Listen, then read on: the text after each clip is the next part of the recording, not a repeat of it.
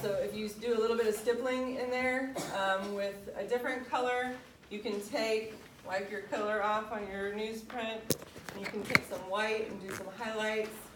You kind of have to fiddle with it until you get something that you're happy with. And then you have to try to make it the same on the other side, okay? And this is that persistence we've talked about since 6th grade. Don't accept less from yourself than what you can achieve. Because if you can get it on one side, you can get it on the other side. It's just a matter of taking the time and going back and fiddling with it until you get it to be something you like. If you get it perfect and then you realize the eyes are 2 different sizes, fix it. Take the time to fix it, because you want to produce high quality. You want to produce something that you're going to be proud of and you're going to be happy with. Okay, so once you have your eye color done, you've got the pupil in the center that's black, okay, and you've got your eyelashes. I usually like to have the whole face painted before, actually let me switch over to this one. She's an interesting looking lady, but her eyes are dry. I usually like to have the whole face painted and everything dry before I go in and do my contrast. When we've talked about contrast is that difference between dark and light, that making things stand out and show up. And it's kind of a scary thing at you guys' stage, because you put a dark color on and you don't know how intense it's going to be, and it kind of freaks you out. But if you will take a tiny, tiny brush, and if you go slow, the darkest darks, that one little spot of black in there makes it look so much more realistic, okay? Same thing on the ears, on the mouth,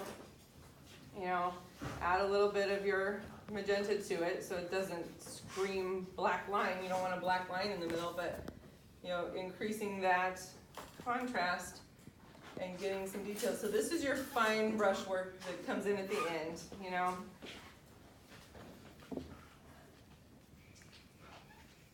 That's too much.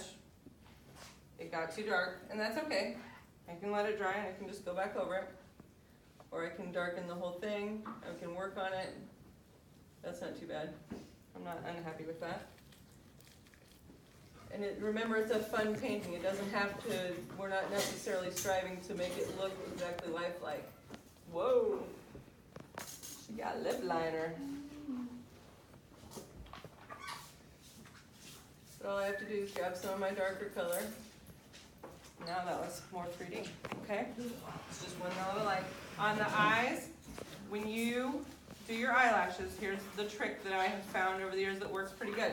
If you start at the corner and you trace down here, and then you come out, and then follow that, okay? That's kind of a good guideline. You're not pushing down with the brush. You're keeping the brush loaded, but trimmed down. So I just dipped it in the paint, and then I wiped the extra off so that it still has paint on it, and I got it kind of back to a point so it's not a big blob of paint on the brush. And then you kind of come in and you do some eyelashes. I'm just barely touching the brush down to the paper, and I'm pulling up and lifting the brush off as I go. Does that make sense? Yes? Okay. What if our person's wearing makeup? If your person is wearing makeup, you should do the eyeshadow on that eyelid part that we learned before you do the eyelashes. So the eyelashes and the dark of the nose and the dark detail, contrast on the lip are usually the last things I do. So that, what we've been doing in the video, kind of we went through and we put the base colors in, then the black comes in last. Or you don't even have to use black. If you want blue mascara, you use blue mascara. It's up to you on your picture. Okay, any other good questions? That was a good question. Anybody else? Yes, ma'am. What if your person's wearing glasses? Oh, glasses. So I would paint the glasses last also, because you're going to have, they're going to go over the top of everything else.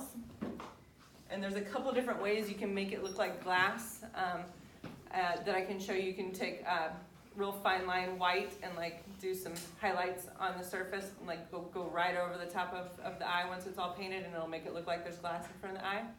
So I can show you that in a little while if you need me to. So yeah, that last thing you do is just kind of the more intense shadow. I shouldn't be doing this with black. I need to switch back over. Bad teacher, right? Okay. Any other questions? So if there's anything else you want to intensify, you do that. Not with black in your brush. Yikes. I got red on that brush. I don't have a clean brush. Well, we'll do the best we can, huh? If you have black in your brush, it's going to turn gray. See what happens here? It's going to turn gray if you got black in your brush. So it's not a bad thing to keep a couple different brushes going, okay?